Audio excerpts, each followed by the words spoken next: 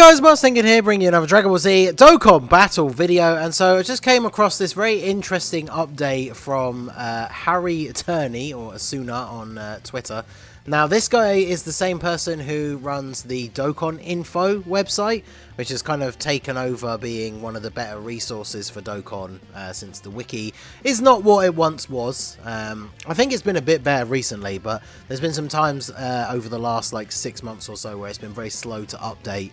This website is very good, very well maintained, has the English and Japanese versions of both Global and JP info, has the best link partner tool thing and all that kind of stuff. So make sure you do check it out if you haven't seen it already. Dokkan Info, very, very good website. But he's posted this very interesting thing here. So from what he's got, so I don't know what exactly these sources are, but much like when we get leaks from iSeriously and stuff like that, this person does not usually post things just randomly out of the blue without having any kind of evidence or sources. So at the time of recording, at least, we can definitely take this as being a fairly credible source of information. So he says they are prepping for the movie tie-in campaign, which is good. We know that that needs to come sooner rather than later. Like, the hype for the movie is huge at the moment.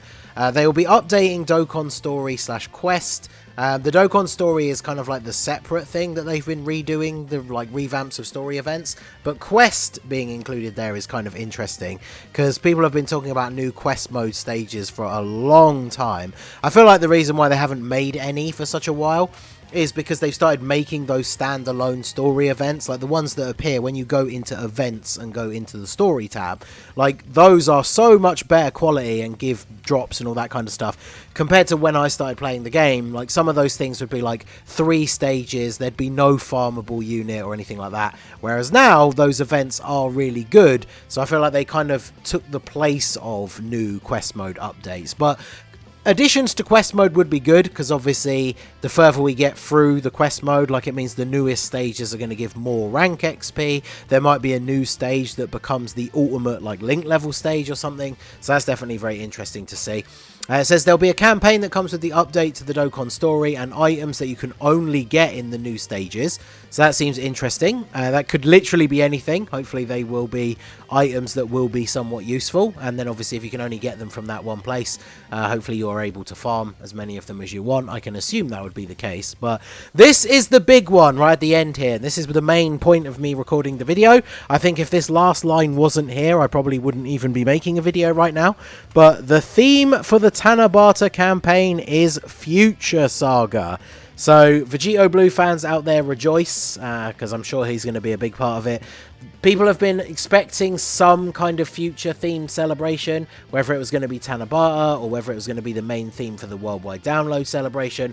People have been expecting this to come this year, and this is almost confirmation. I don't want to say it's 100% confirmed, but like I said, this guy is a pretty reliable source. But the theme for the Tanabata campaign is Future Saga. So Future Saga is a category that has definitely been in need of some love and some new buffs. I mean, even getting units like the androids, they're not exactly the best on that team. Future Gohan's EZA was pretty big for them. But like, in terms of leads, Future Saga getting some kind of proper 200% leader would be pretty cool. And there are so many units just in this general pool of characters that can get new units, that can get EZAs, that can get all sorts of crazy hype stuff. So let's look back here. This is the Tanabata release last year, where obviously we got Tech Gogeta. So we got a side banner SSR. Now, they also did the Dokkan of the Dead story event, which is where you got this Frieza. I'm pretty sure this came out on Global at a similar kind of time and wasn't tied to this celebration. So it isn't necessarily going to be linked in with this. So this was right at the end of June going into July. There was a chain battle, there was a couple of EZAs, quite a few EZAs in fact, including Dokkan Fest ones, new stages of Super Battle Road, which of course the reason we got a new EZA is because we were getting those newer stages that gave the new medals. But all in all, like, there's a lot of free to play and summonable unit EZAs, but not a lot of actual new cards that came. So that is one thing I would have to say straight off the bat, is to temper your expectations. Now, this part is interesting because obviously in total this celebration had what? If you include this one, which I guess you probably shouldn't really, because we're going to get new stages but not enough to get a full new unit EZA'd. But we're looking at like 6 or so EZAs out of the Tanabata celebration, and then 2 new units, and then of course there was a part 2 LR. So I guess in total 3 new units, right? Now they could be a free-to-play event with like a free-to-play farmable unit as well, but I wouldn't expect anything too crazy in terms of a whole bunch of new units. But the new units themselves, I mean, how fitting that the previous Tanabata was Goku and Vegeta who fuse into Gogeta, which is obviously this unit right here. I mean, it's pretty, I don't want to say obvious because Dokkan can do whatever, but I feel like at this point, with this unit coming out for Tanabata the previous year, and then both the anniversary LRs being Gogeta related, it seems pretty obvious, I would assume, to most people, that this Tanabata card is going to be Goku and Vegeta that fuse into Vegito. And the thing is, with the units that we have already in the game, when you think about like the STR one, you think about these guys, then you've got the gods, and eventually they transform into blues. I would assume that the best way for them to do this is to literally have the card be Super Saiyan Blue Goku and Vegeta just straight away. And then they fuse into Vegito Blue. That seems like the best way to do it, because otherwise we're going to have another base form Goku and Vegeta.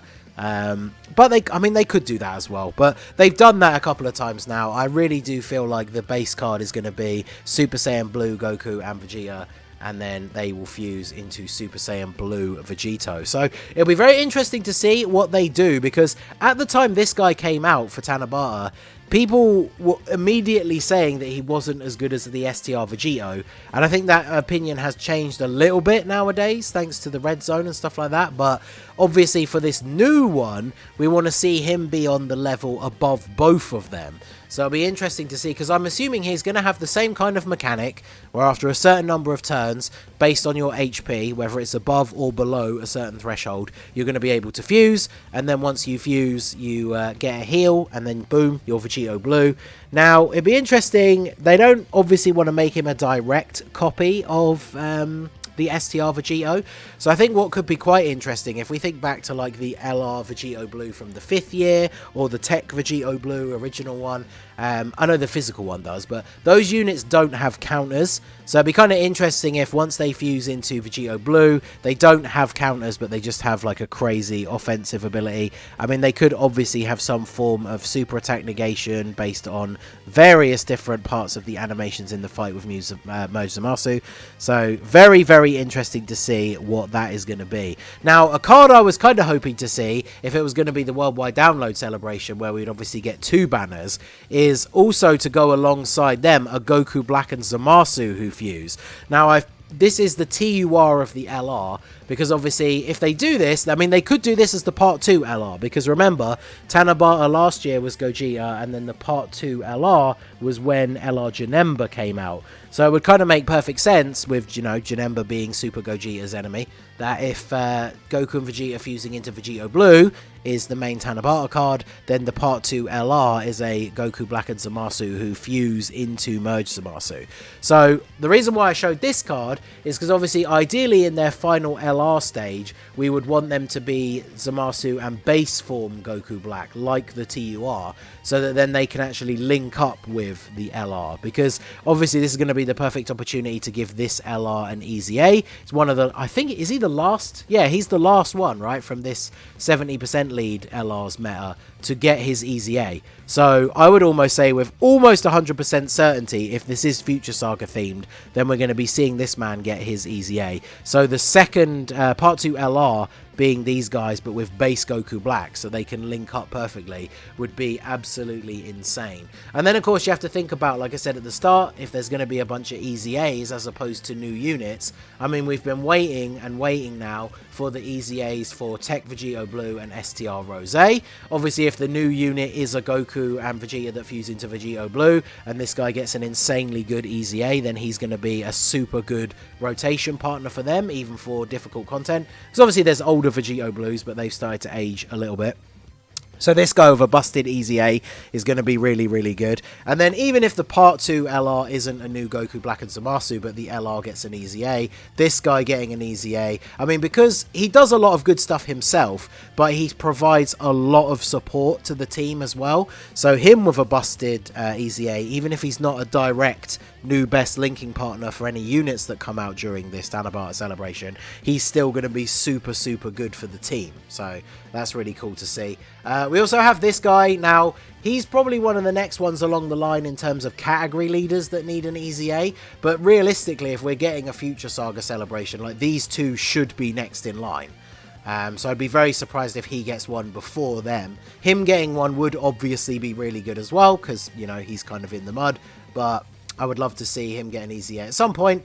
These guys I definitely think are going to be up next. And this is one of the, honestly, my most anticipated EZAs in the game. Like, when he came out, I thought he was one of the best TURs. Like, immense damage, buffs allies with his attack if he's attacking before them. Then he had a decent amount of damage. Obviously, back then, defense wasn't all that it needed to be now.